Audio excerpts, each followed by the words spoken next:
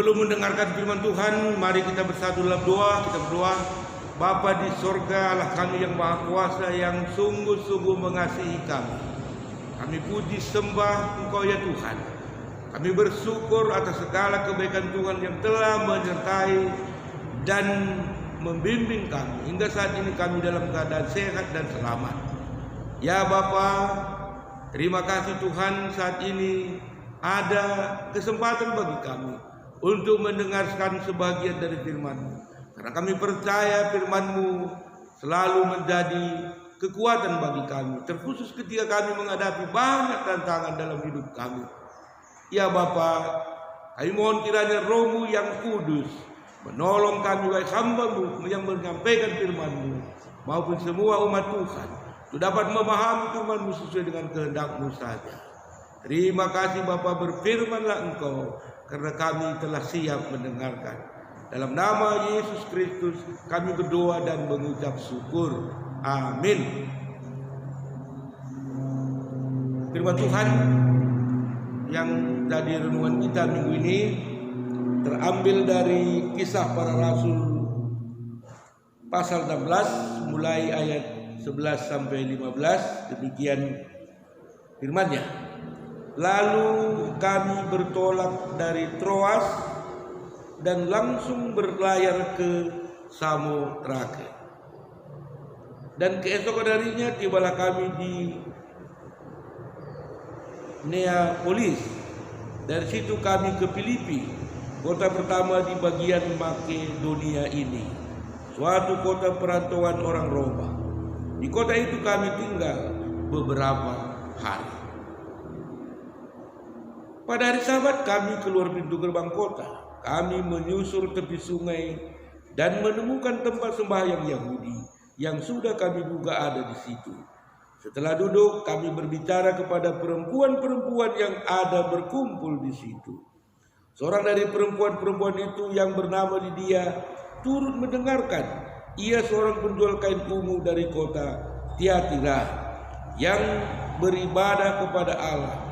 Tuhan membuka hatinya sehingga ia memperhatikan apa yang dikatakan oleh Paulus. Sesudah ia dibaptis bersama-sama dengan seisi rumahnya, ia mengajak kami, katanya, "Jika kamu berpendapat bahwa aku sungguh-sungguh percaya kepada Tuhan, marilah menumpang di rumahku."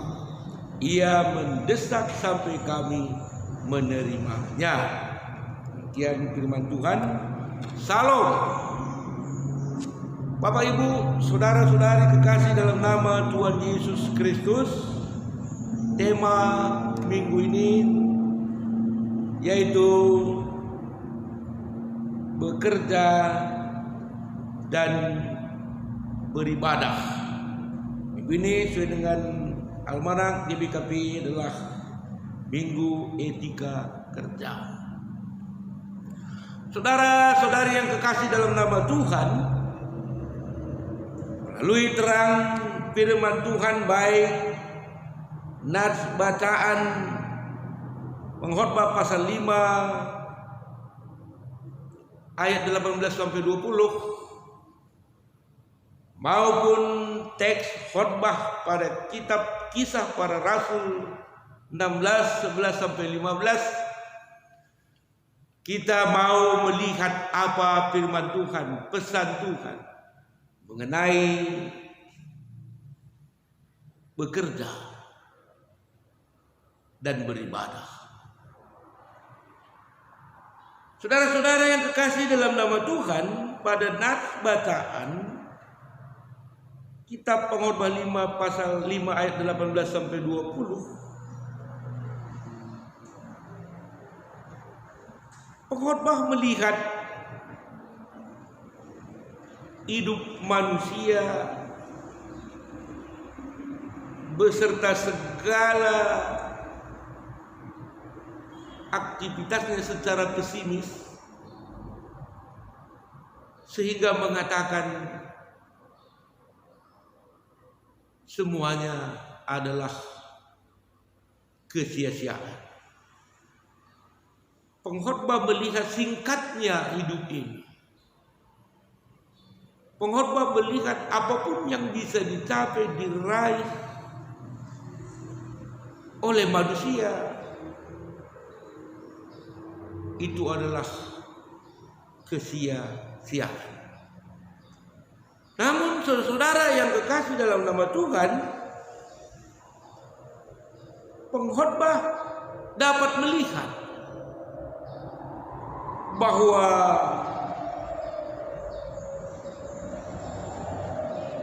bekerja dan berlelah-lelah termasuk karunia yang Tuhan berikan kepada manusia. Boleh kita baca kembali Pengkhotbah pasal 5 ayat 18. Setiap orang yang dikaruniai Allah kekayaan dan harta benda dan kuasa untuk menikmatinya, untuk menerima kebahagiaannya dan untuk bersukacita dalam jerih payahnya juga, itu pun karunia Allah. Bekerja dengan jerih payah itu pun adalah karunia Allah. Untuk itu, saudara yang kekasih dalam nama Tuhan, minggu ini kita diingatkan, apapun pekerjaan kita itu, sebagai apapun kita dalam pekerjaan itu, kita patut bersyukur. Kita patut bersyukur atas kesempatan bekerja, walaupun itu pasti akan mendapat kelelahan. Dan pengkhotbah mengatakan kelelahan dalam bekerja keras adalah karunia Tuhan. Makanya jangan pernah mengatakan lelah untuk bekerja. Jangan pernah bersungut-sungut karena capek bekerja. Karena bekerja dan berlelah-lelah itu juga adalah karunia Tuhan. Boleh kita perhatikan, umpamanya seseorang yang menganggur, dia pasti merindukan untuk bekerja. Atau mungkin seseorang yang sudah purna tugas atau pensiun, dia merindukan berlelah-lelah untuk bekerja secara terus-menerus. Nah, saudara yang kekasih dalam nama Tuhan, bekerja dan berlelah adalah anugerah Tuhan, sehingga kita patut bersyukur atas kesempatan kita, apapun pekerjaan yang Tuhan berikan kepada kita. Pengkhotbah tidak menyinggung pekerjaan ini yang patut bersyukur, yang pekerjaan yang ini nilainya rendah, tidak. Semua pekerjaan adalah pemberian Tuhan, sehingga kita patut bersyukur, bekerja keras dan berlelah-lelah di dalam kehidupan kita. Nah, yang kedua, saudara yang kekasih dalam nama Tuhan, tema kita beribadah dan bekerja dan beribadah. Nah, mungkin banyak dari kita oleh karena tuntutan pekerjaan sehingga tidak ada waktu beribadah.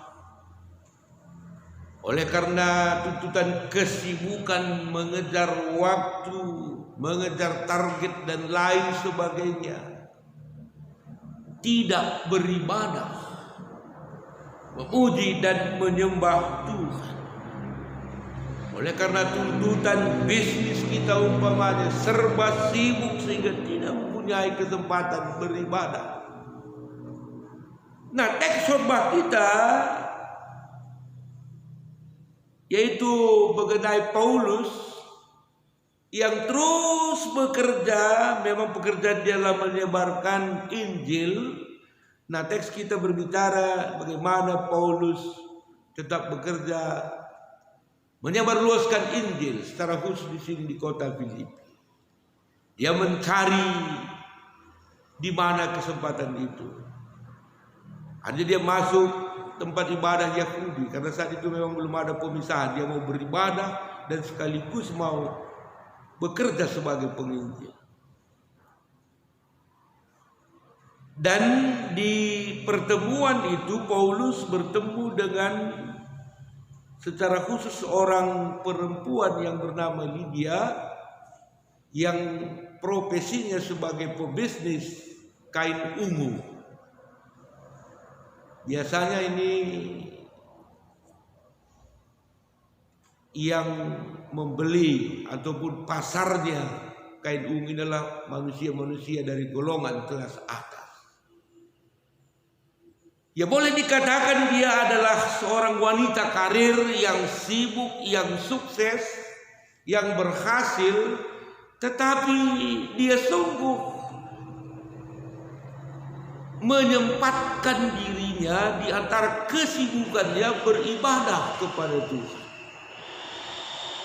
Maka luar biasa saudara, Lydia ini adalah bukan orang Yahudi, tetapi dia sudah percaya kepada Allah yang di dalam agama Yahudi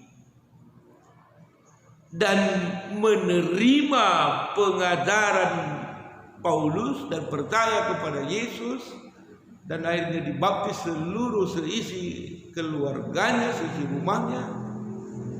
Dan teks kita tadi mengatakan sekaligus mau berperan serta menerima Paulus untuk tinggal di rumahnya untuk Paulus meneruskan pekerjaannya sebagai penginjil di kota itu. Nah, saudara, yang penting di sini saya mau katakan bahwa begitu sibuknya seorang wanita karir seperti Lydia, bisnis yang besar karena pasarnya adalah orang-orang kelas atas dan sukses, tetapi itu tidak menghambat dia menyempatkan memberi waktu untuk beribadah kepada Tuhan. Nah, renungan kita yang kedua ini mengingatkan kita, jangan sekali-sekali karena tuntutan pekerjaan kita lupa beribadah, lupa menyembah Tuhan.